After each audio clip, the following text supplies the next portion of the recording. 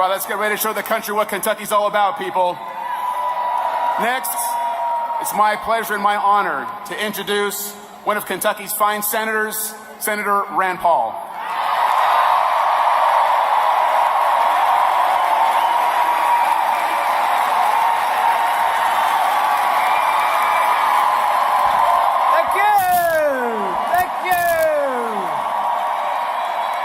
Thank you. What an amazing crowd. Is Kentucky Trump country?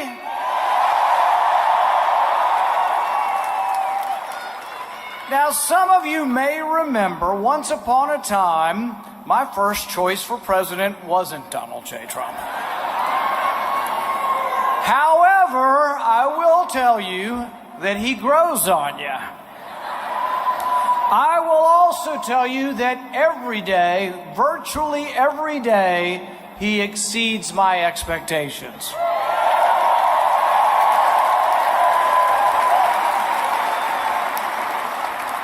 Together, as a team with the Republican Congress, we now have not one, but two conservative justices.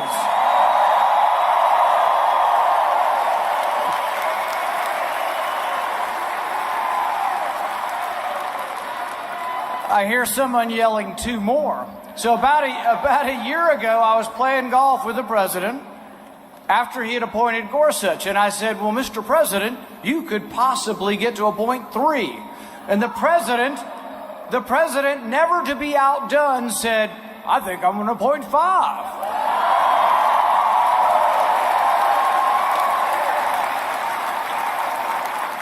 It's what I love about the president. It's optimism, it's boldness, it's defying the status quo, defying the mainstream media, and doing what's best for America.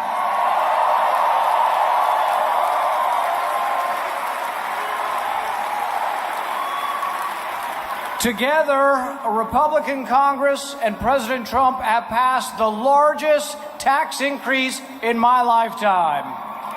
Tax decrease in my lifetime. We are leaving more in your pockets than you have had in a long time. Over 90% of America will have more in their paycheck because of the largest tax cut in our lifetime.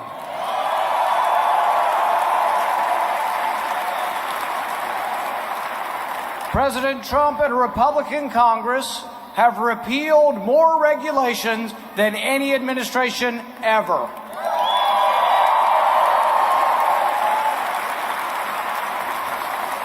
Andy Barr has been a leader of this in the House. We're going to send Andy Barr back.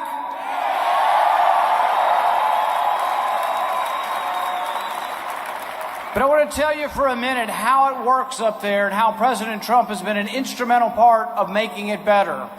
Tax cuts. Republicans have said forever, oh yeah, we're for tax cuts. And yet, some in the establishment up there will say, oh, we're just going to do revenue neutral. What does that mean? That means half of you pay more taxes, half of you pay less taxes, and the net result is neutral or zero. Wouldn't have been a tax cut at all. That's what they were saying was impossible. And what did the president say? He said, no, let's go big, bold, or go home. I want a tax cut.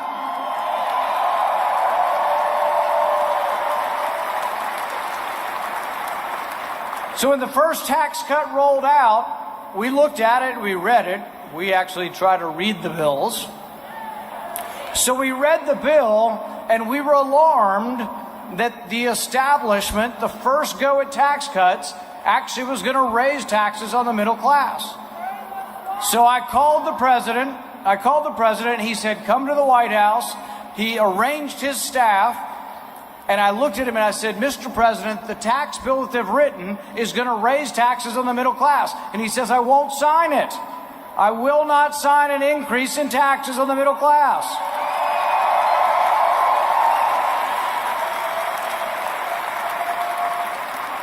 And what makes President Trump different than other presidents?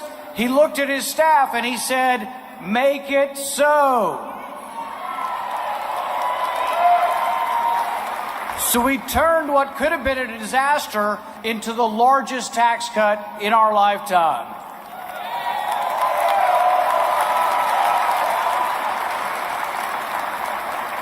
So we're going through this debate.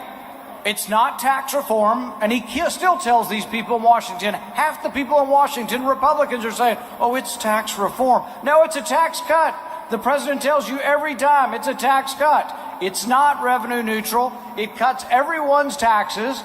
And then we got to the end of the debate, and we said, many of the conservatives, we said, why don't we repeal the individual mandate from Obamacare?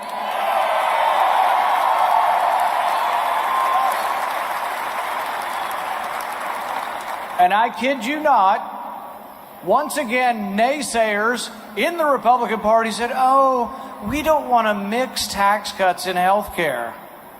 Now, some of these people were the same ones who promised to repeal Obamacare and then voted to keep Obamacare.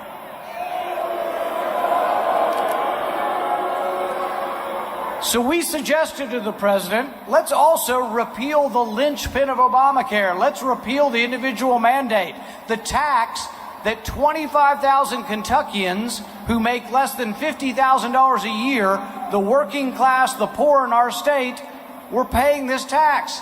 And the president said, absolutely, let's do both. And in the end, we were able to repeal the individual mandate also.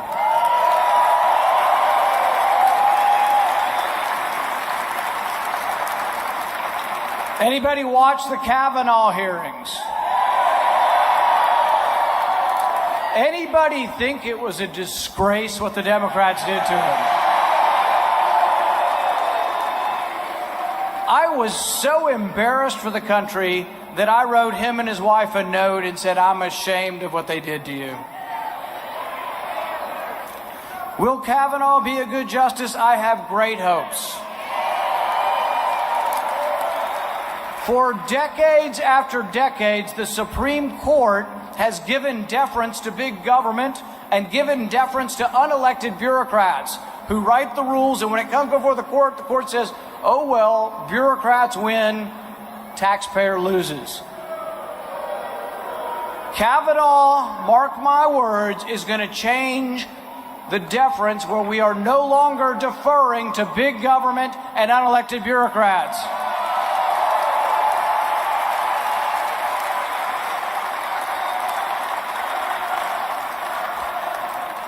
The first month of President Trump's term, we repealed $67 billion worth of regulations. More regulations repealed than any other administration ever.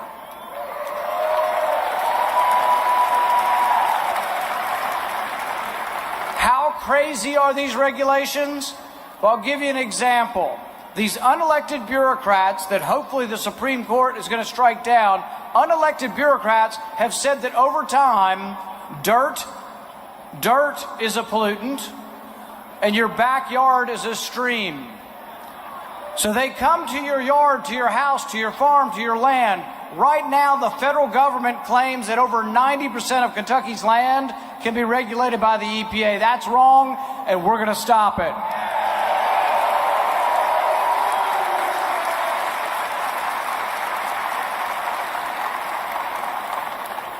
So at the Kavanaugh hearings, it was disgraceful. There were screaming, angry people all over the Hill. When the vice president left, they were yelling vulgarities and raising their middle finger to the vice president of the United States. No respect at all. And so you would expect, would the Democrat leaders actually chastise them and say, enough's enough, we're not going to act this way?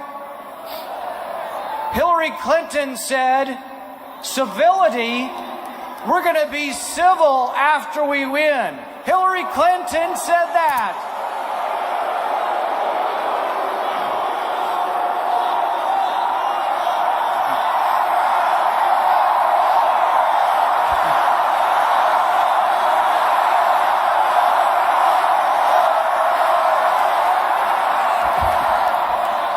What a sore loser. She's on the perpetual whine, whine, whine tour.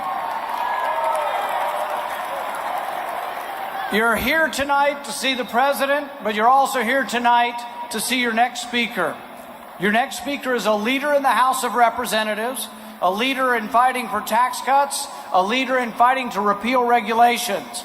And I promise you this, if the Republicans are defeated if the Democrats take over the House, from day one it's going to be investigate the president, impeach the president, and nothing good will happen in the country.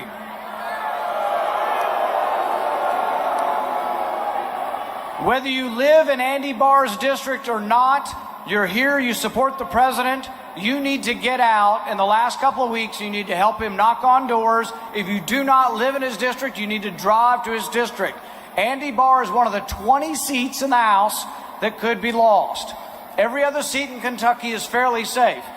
All the rest of the Republicans are safe. All the rest of the Trump supporters are safe. Andy Barr has the hardest race. So if you do not live in his district, you need to drive to his district. If you have not given him money, you need to give him money or time. He needs your help. If the House flips, all of the good things that have been happening will come to a screeching halt. Can you imagine the crazy people yelling and screaming when they get in charge of the committees and when they begin investigating the president? It'll be craziness. What I'd like you now to do is to give a warm Kentucky reception to the congressman that needs your help, Andy Barr.